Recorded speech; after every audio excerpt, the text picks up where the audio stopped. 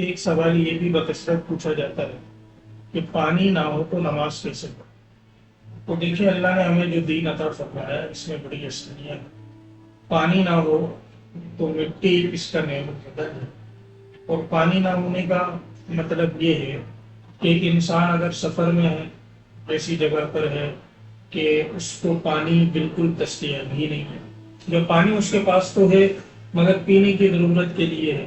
اس سے وہ پاکی حاصل نہیں کر سکتا، یا شہر میں ہے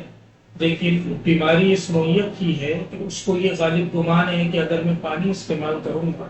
تو اس سے میں مزید بیمار ہو جاؤں، تو اس کے لیے شریعت نے اس کو یہ گنجائش دی ہے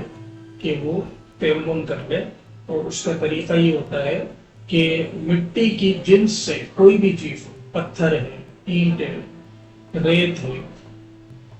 اس پر تیمم کیا جا سکتا ہے، اور تیمم کرنے سے پہلے نیت دل میں کر لے